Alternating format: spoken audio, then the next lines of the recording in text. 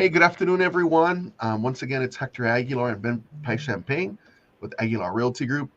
I know we've been kind of MIA over the last couple months. I've personally been taking some time off, but we've been studying the market and kind of working with our clients. And today is a video that we wanted to bring to you that's specifically about the real estate outlook for 2023, and then a brief review of what we experienced in 2022. So, hey, Ben, how are you today? I'm good, Hector. Happy new 2023 and That's right. excited to be here. Yeah, 2022 is now behind us. We're entering the second week of the year in terms of 2023, and there's a lot of questions and uncertainty that's going around right now in the market. Yep. And we wanted to bring you some information and kind of give you some insights as to what we think the market's going to do. But not only what we think and what we interpret, but kind of looking at the numbers, looking at what the industry experts say about the market. And so we thought we'd kind of share this information with you because I know there's a lot of doubt in both buyers and sellers' minds as to Right. how the market is going to look here moving forward in 2023. So let's get started. What do you say, Ben? Let's do it. All right. The first thing that we want to talk about, of course, is the mortgage rates, right? Yep. Everyone has been really concerned about, or at least really concerned about where the rates have gone over the last 9 months. If we look back to 2022, I'm going to share with you a quick slide here that shows where the rates were back in 2022 in terms of the where they started and where they are now. We'll see here on this slide that at the beginning of the year, just 12 months ago, the interest rates here were. Let me see if I can make this a little larger for Let me people to make it see. larger here for you. Yep, there it goes, and there we go. So we can see here that. Let me hide this really quick, Ben, so we can show it. Sure. We can see that in January of last year, the rates were about 3.22%. And then throughout the entire year, we see that they started slowly creeping up in February in the about 3.7% range. In March, they started kind of fluctuating still at about 3.8%. And then at the very end of March, boom, we see that right away. Interest rates started hitting 4%, four and a quarter, 4.75. In April, they hit 5.1, 5.6. May, we see that it dropped a little bit. June looks like to be a peak here of 5.78%. And we start seeing here that for the most part, throughout August, September, October, November, we do see here that the interest rates did spike up quite a bit to as high as I want to say 7.08%. Wow. So as of right now, looking at what the interest rates are right now, we're just around the 6.42, 6.5%, which is still, again, double what it was last year, right? So most buyers are concerned that, well, what are the interest rates going to do now? And the truth is that, there is some economic data that came out, particularly the inflation numbers that came out last week in terms of the inflation for the country, and it did come out a little bit less than what they expected. So honestly, the rates dropped a little bit, and it was kind of a positive outlook in terms of the mortgage industry. And so the rates dropped a little bit. So what does that mean moving forward? There's a lot of information that's coming out in terms of economic data. Like today, I believe the housing starts will actually come out this week, and we should be able to report some more information and updates in terms of what the housing starts are, what new construction is going to be. So when that comes out, we'll put up an update and kind of share with you guys what that's looking like. One of the things that I wanted to kind of discuss today and go over with you is a little bit about the interest rates in terms of the history of the interest rates and where they are.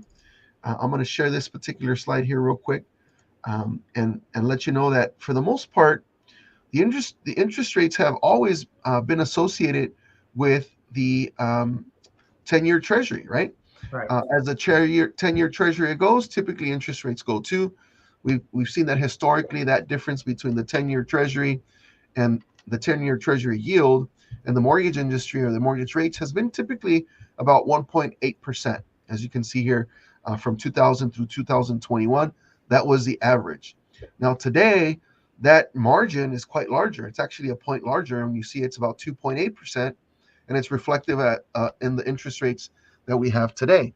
So if if we and that's primarily driven by the market panic in terms of again um, the economy, the inflation rate that they were concerned about over the last 6 months, 3 months to 6 months.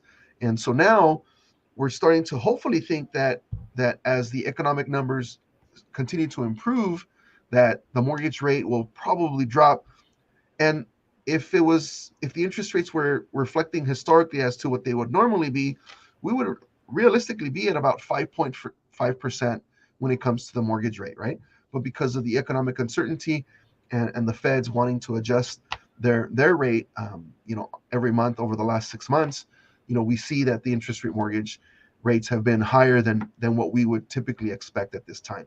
Now, it's important to note that because Ben, I don't know if you know this or not, but there's industry wide. It's known that the affordability factor gets really impacted once the interest rates hit above 5.5%. No, I didn't know that. Yeah, That's and what do I mean by that is that more households are going to be able to afford a mortgage when the good. interest rates that are 5.5% and under, than if they're at 5.5% and above.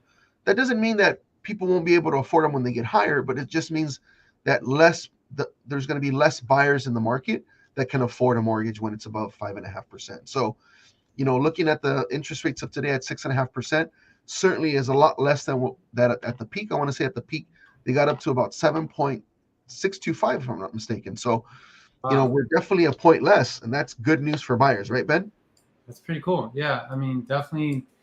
We've been waiting. Buyers been waiting on the sidelines for a while, and if you're listening to this, definitely good news. So thanks for sharing that, Hector. Yeah, absolutely. I know buyers have been primarily scared of the interest rates being fixed and things of that nature. One of the things that I think most buyers are unaware of is the opportunity of maybe some adjustable rate mortgages, right? Maybe some buy down products, maybe like what we True. call a 3-2-1 buy down or a 2-1 buy down. Yep. And historically, I think buyers have been really scared of adjustable rate mortgages because of the experience that we had back in 2008, Right. 2009, and 2010. And I know you weren't in the market back then, Ben, but that was, that particular crash was due to volatile mortgage products that were out in the market, Hmm. and primarily many of them were what we call pickup payments or interest only loans. And so those adjustable rate mortgages have left a negative impact or a negative feeling to the public or to the market. And so today's adjustable rate mortgage products are quite different, right? There's three main products that we've talked about in the past. It's a 5-1 arm, a 7-1 arm, or a 10-1 arm. And what are the differences of those three, Ben? It's just that a 5-1 arm allows you to get a lower interest rate fixed for a period of 5 years, either fixed for a period of 7 years or fixed for a period of 10 years. And once that time period passes by, depending on what program you got, then the interest rate's going to adjust once a year, depending on your spread and your yield that your loan is tied to. But the good news about that is that if you do get an adjustable rate mortgage with that time period and the interest rates drop on the fixed rate mortgage, you can actually drop your rate, refinancing it, and saving some money. So you don't necessarily have to keep that loan the whole time. And before you move on, if you're watching live, we have a couple people watching live. It'll really help our algorithm if you can go ahead and start hitting the like and the heart button if you're watching this live on Facebook And or if on you have any YouTube. questions, do definitely Yeah. chime in. Ask a question. Maybe we can answer something here live with you, and we can Yes. certainly use the engagement with you and be able to bring you some more information. Yeah, and if you are rewatching this, leave a comment and we will always go back to talk about it. Absolutely, it gives us Answer. ideas on future topics that we can bring to you to answer your questions. In addition to adjustable rate mortgages, Ben, right now a really popular product is the buy down rates, right? It does cost some money depending on the program you're looking at. There are some mortgage companies that do a 3-year, 2-year, and then a 1-year buy down, which means basically is you pay a fee up front, and the first year your interest rate will be 3% less than the going market rate. The Hmm. second year will be 2% less than the market rate when you purchase your home, and then the last year will be a 1% less of the market rate. And then by year 4, it'll be whatever the market rate was. So, for example, if you took out a 3-2-1 buy down today and the interest rate was 6.5%, basically your first year payment would be based on 3.5%. Your second year payment would be based on 4.5%. Your third year mortgage payment would be based on 5.5%. And from your fourth year on, you would then be fully amortized at 6.5% throughout the remainder of the time that you keep that loan. So again, there are some fees associated with getting a 3-2-1 buy down or even a 2-1 buy down, but it could be well worth it because the first couple of years you could have a more affordable mortgage, be able to buy a home at a lower interest rate. And like I said, once if the interest rates do improve and drop below 5.5% or 5% sometime this year in the near future, then you can refinance out of that program and secure a lower interest rate at that time. There are some intricacies about 2-1 buy downs or buy down programs, so make sure that when you speak to your loan officer that you ask the right questions and that you actually understand the terms of those buy downs. But it's a great opportunity to purchase a home at a lower interest rate, right? That's a buy down right there, Ben. There you go. Awesome. Moving forward, our next topic is like, what does it mean? How do houses prices look for this year, right? What's the pricing index going to be like this coming year? So I'm going to pull up a slide really quick. I want to show you something here really fast in terms of what the market or the market experts are talking about. We'll give you the average in our area, just so you know. I mean, average is about 650, correct, Hector? Yeah, our entry level pricing in our community right now, we serve the East San Gabriel Valley. The entry level pricing on average is about 650, right? But moving forward, a lot of homeowners are concerned, or a lot of buyers are concerned as to where prices are going to move towards this coming year. And we have here a slide that shows you what Realtor.com says, what NAR says, Freddie Mac and MBA, Fannie Mae, and a couple other industry experts. And of those 6 industry experts, you can see that Realtor.com has the best outlook. They think that home appreciation will go up about 5.4% this year. We see that as it tails down through the different industries or different market experts. NAR says it's going to be about 0.3% appreciation this year on home values. And then, of course, then you have like Freddie Mac and Fannie Mae, which are the 2 largest mortgage institutions that purchase mortgage-backed securities.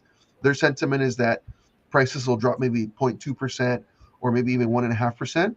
And then Zelman here on the most furthest note thinks that home appreciation will drop about 5%. Now, if you combine all 6, you can see that the average of all 7 forecasts is going to be somewhere around 0.1% appreciation, right? And I wanted to share another slide with you that I think is really important for homeowners and home buyers to see, is that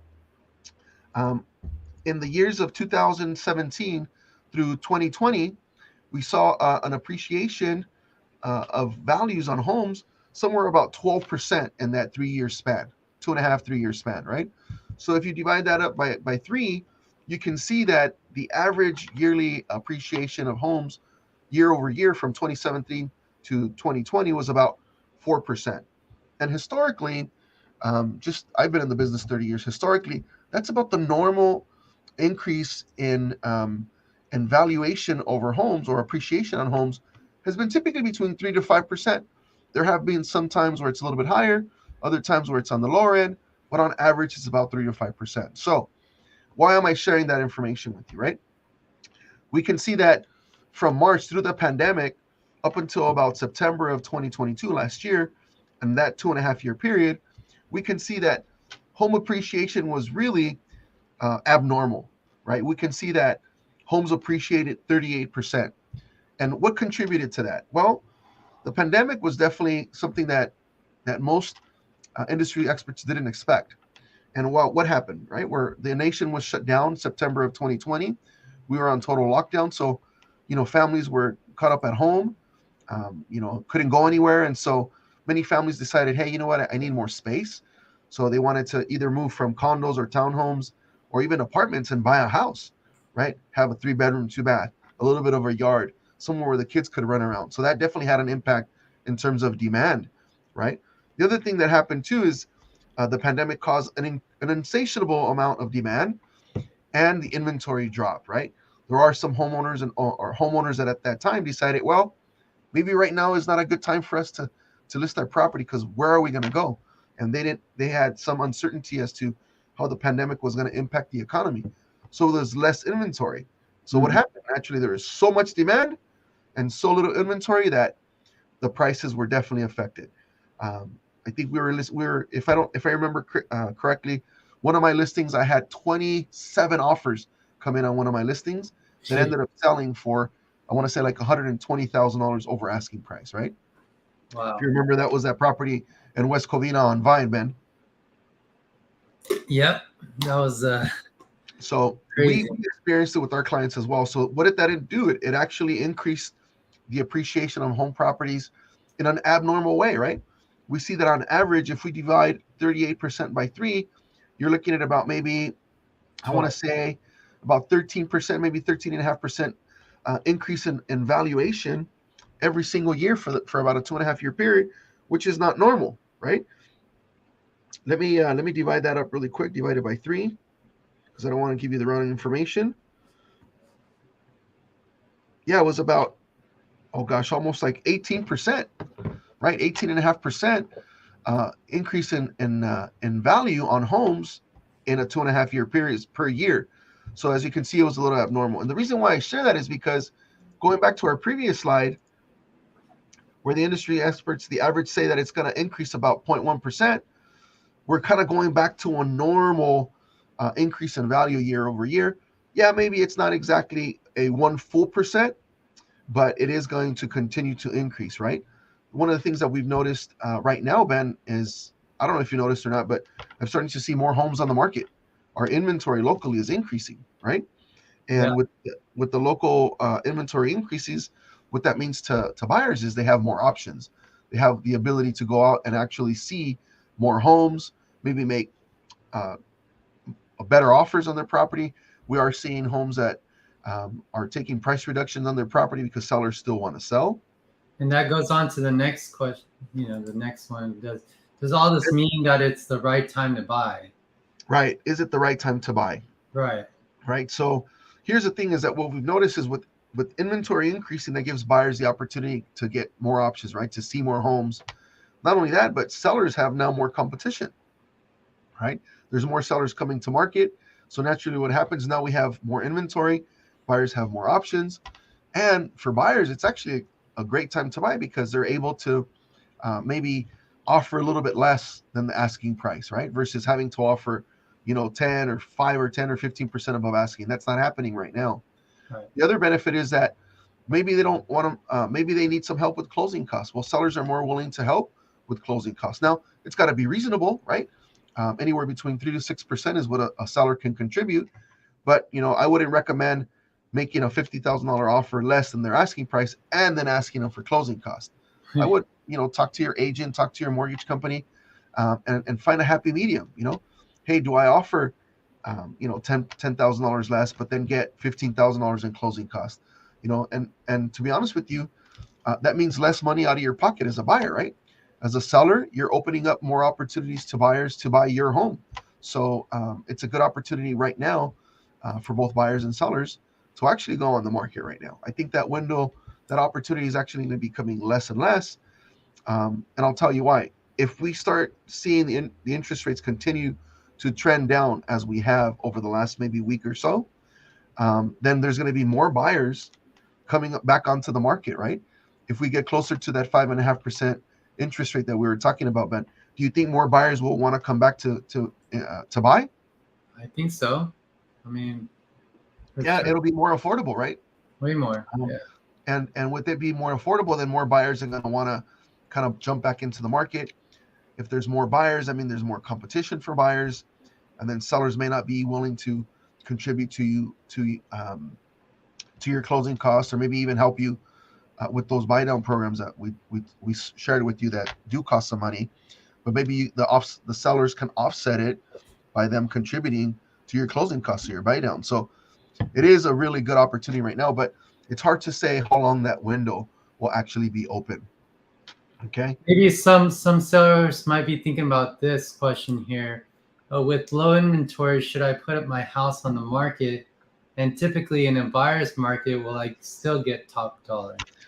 That's a fantastic question, man. And we did, as I mentioned before, you and I keep tabs on the market on a weekly basis. We see new homes coming on the market. We see, the new homes that go under contract.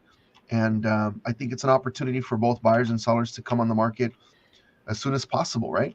You Yeah. can still get top dollar, Yeah. but as a seller, you have to understand that, when there's more inventory and there's more options for buyers, it could take for you to be willing to help a buyer with closing costs, or maybe even purchase the cost of the 2-1 buy down to make your home more attractive to more buyers. Got it. So you still might be able to get top dollar, but I would recommend the sooner you come on the market, the better, right? Typically, or traditionally, I should say, once we hit the second week of January, throughout history over the last 30 years that I've been in the business, we've seen the inventory increase starting the second week of January. Why is that? Well, the holidays are over, right? People have already, done the Thanksgiving, they've done the holidays, they've done the New Year's, the Christmas, and all those things that people tend to want to stay in their homes. And then the new year starts, and maybe there's changes, maybe a new family member, maybe a child coming to the family, maybe a relocation for jobs. And so as the year starts to kind of get back into its normal gear, people start making decisions to sell. So we're going to start seeing the inventory listings slowly increase.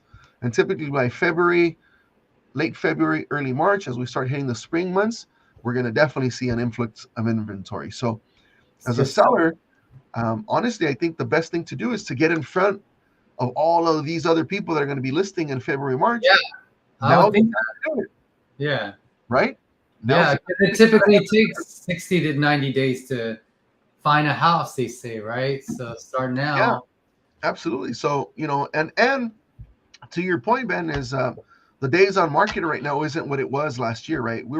Last year we were putting a house on the market and it would sell in 3 to 7 days. Right now, our average days on market is in the 40 range, about 43 days, and so it's taking buyers and sellers a little longer to get under contract, and that doesn't count. When I say days on market, basically what that means is you put your home on the market and it took 43 days to get it under contract. It doesn't mean it takes 43 days to actually close. Once Right. you get it under contract, typically what's the average timeline to About, close, man? about 30 to 35 days. Another Exactly, 30 to 35 days. So if you add 43, or let's say 45 days, excuse me, to 35 days that you're going to be under contract or in escrow, you're looking at an 80-day period. So it's going to take you somewhere between 60 to 90 days to actually sell your home, right? For buyers, um, having the opportunity to actually contract and negotiate with the seller to help you with closing costs and with your buy down is an absolute opportunity, right?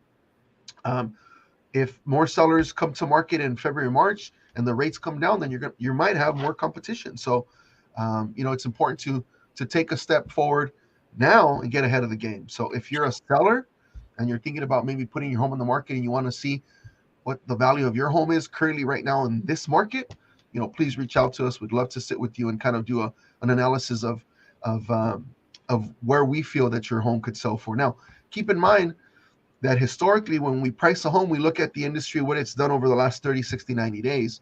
In this market, we really can't do that. We need to kind of focus on the 30 days that have passed that we can show you, look, these homes came on the market and they sold for this, right?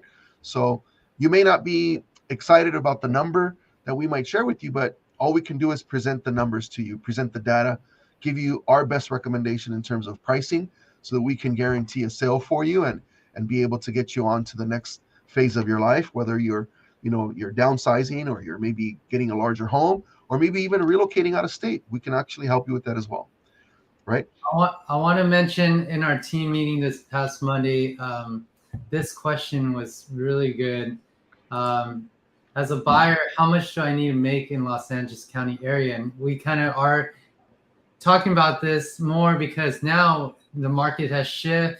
Things are going to cost more. Homes are costing more. So for you buyers, this is probably a good question for those that are interested in buying an average house in the Well, Los right Angeles. now, that's a really good question, Ben. I wanted to really quick thank Daphne for chiming in. It looks Yes, like she thank you, said Daphne. she loves our content, so thank you, Daphne, for watching, and we look forward to answering any questions for you specifically. Please make sure to reach out, maybe send us a DM or reach out and call us as well. But right now, with the interest rates where they're at, which is 6.5%, for the average household income to be able to buy the median priced home here in LA County, we need to make sure that you make somewhere between 100 to $150,000 to buy, to be able to qualify. And that's quite a bit. That's quite a big chunk, in my opinion. I think the median household income in LA County is about 85 to $87,000. So you can see it's going to take two incomes to qualify for a mortgage, right? Yeah. In our communities, the Asian community and the Hispanic community and many other communities, it's not uncommon for two or three families to live together, right, Ben? You've got the parents, you got the grandparents. Yep. Now with our younger generations, and I speak out of my own life, my own family is I've got a 26-year-old that has a family. He's the sole income earner, and rents are incredibly high, and he can't afford to go out and pay $2,000 or $2,500 a month or $3,000 a month for an apartment or home. So, we're lucky that we have an ADU in our household. So him and his family stay in the ADU, and he's able to have a household for them, right? So what I'm trying to get to is that more and more families are getting together and qualifying together to get to that 150, maybe $160,000 of income that they might need to qualify today. And there's other properties too, right, Ben? We can probably find them a 2 or 3 or 4 Absolutely. unit property. Absolutely. If they're willing to go out a little further from downtown LA, you can start getting into communities that home prices might be in the 600s, in the 550s, maybe in the 450s. There's definitely a range of prices that we can help buyers purchase their first home, right? It's not their forever home, it's just their first home. Keep in Right. mind, if they buy their first home, and let's say 2 or 3 years down the road, they have better incomes, better jobs, Ben. Typically, they can say, like, I want to buy in a different area, a different community, or maybe even buy bigger. And guess Right. what? They can keep that property as a rental. Right. And by keeping that property as a rental, now they can use 75% of that rental income to qualify for the next property, right? So Right. there's a vast options of opportunity to either buy or sell in this market. Our biggest recommendation, Ben, is to do it when? Now. Now. Now's the time. Don't wait. Yes. Like I said, if you're afraid of the interest rates, give us a call, DM us. We'll refer you to one of our lender partners that can give you all that information in terms of what you might be able to qualify for. Maybe some adjustable rate mortgage products that could fit your budget. Yes. But the truth is this: if you're renting a home, you're still paying a mortgage. The reality is you're paying the landlord's mortgage. And I think, Ben, you and I can attest that we've helped a couple of lease clients over the last couple of months. What was the lowest rent amount that you saw while you were helping that client? Anywhere from 3 to 4,000 a month. Exactly. A The month. lowest I saw was 3,300 a month, and we're talking about a 3 bedroom, 2 bath, right? So if you're paying that kind of rent, you are paying someone's mortgage. It's just the landlord. So why not explore the possibility of being able to buy a home? Why not explore the possibility of being able to buy 2 or 3 units where you can live in one and let the rents of the second or third or fourth unit help you make the mortgage payment, right? Start Absolutely. establishing your real estate portfolio. You don't lose anything in raising your hand and saying, hey, you know what, I'm interested, and at least getting pre-approved, maybe setting a plan. If you're not ready to buy this month, maybe you can set a plan to buy this first quarter of 2023, or maybe in the next 6 to 9 months, or maybe this year. So, reach out to us. The market is definitely changing. We are currently, I like this slide here, Ben. I'm going to show it really quick. I believe that we are in the turn, right? We're not in the straightaway. We're not. I think the market is definitely going to turn back to more activity. We've definitely started seeing a lot more activity at our open houses. We're starting to see a lot more activity in terms of inquiries from buyers and sellers. So I think this market is definitely in the turn, and it's a good opportunity to at least raise your hand and find out, hey, if you're a seller, is now a good time to sell, and what can I sell my home for? And if you're a buyer, hey, is now a good time to buy? What do I qualify for? And buy your own property. It's a great time. The real estate market is definitely not going to crash. This is not like 2007, 2008, 2009, primarily because the mortgage products that are out there now, they completely vet and check everything, your income, your assets, your credit. So it's nothing like it was back in 2006, 7, 8, or 9. And there's safer products now. There's more regulation in place to make sure that consumers get all the information they need to make a very wise decision in terms of their mortgage products. And there's a great opportunity for sellers to also help you with closing costs. So, Let's in a answer nutshell, Daphne's question lastly here.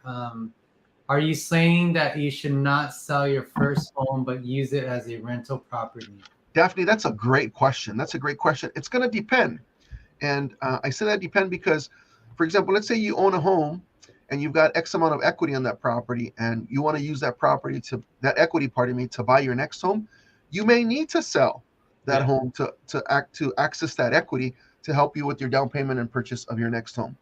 But if you have additional savings and you have the reserves you need in order to buy, where you may not need to sell that home, then Keep maybe it. keeping it as a rental would be a good option. And that'll help you start building your real estate portfolio, right? I've got a few rentals in my portfolio.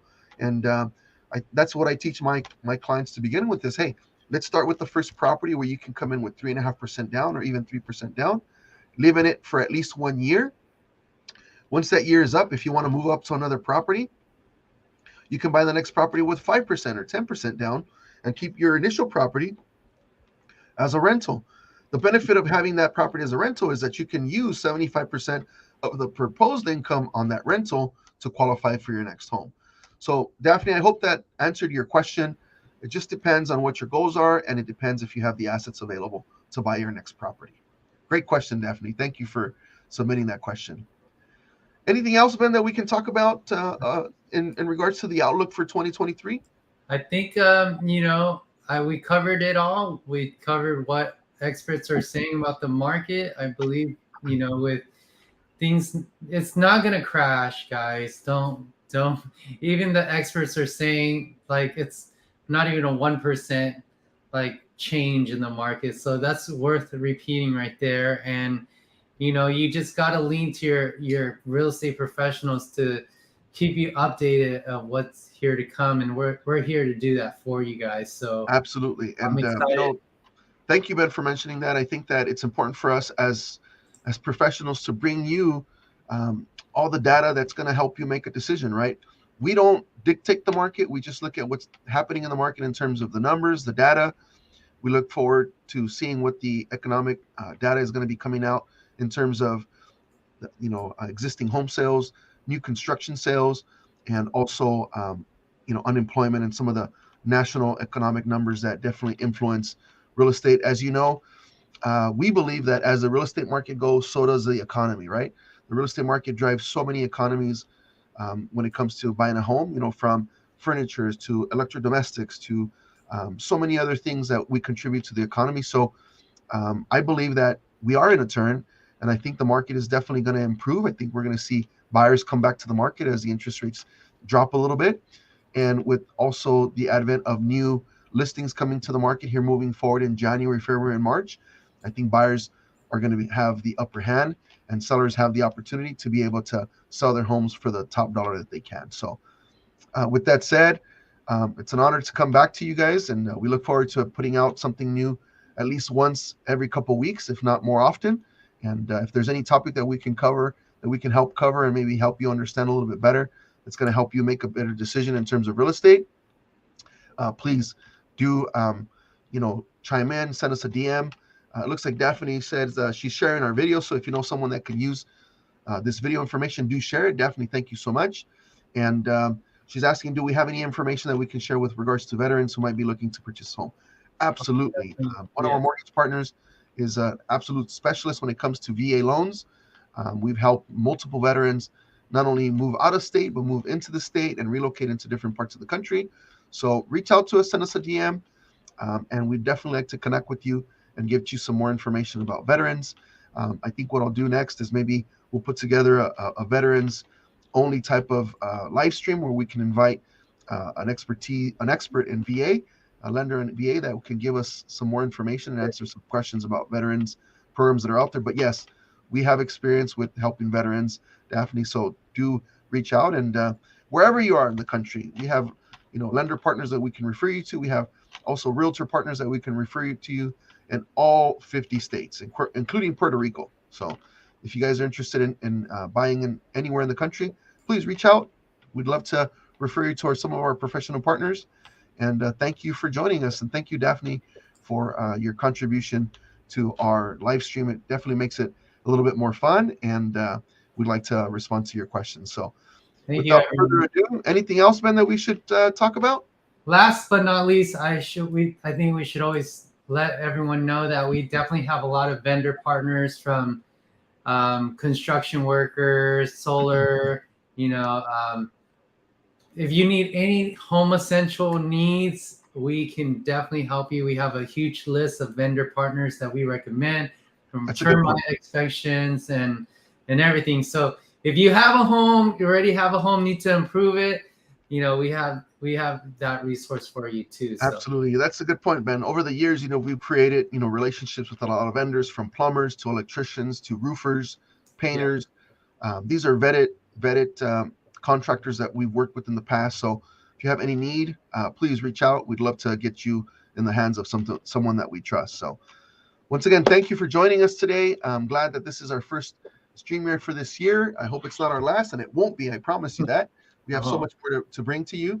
And Ben, thank you for being a co-host. I appreciate your questions, and look forward to bringing more valuable information to our consumers and our audience. Once again, I'm Hector Aguilar With Ben Pie Champagne. with the Aguilar Realty Group over here at eXp Realty. Happy New Year, everyone, and we look forward to seeing you again soon. Take care. Don't forget to subscribe, like, and comment. Thank Thank you. you.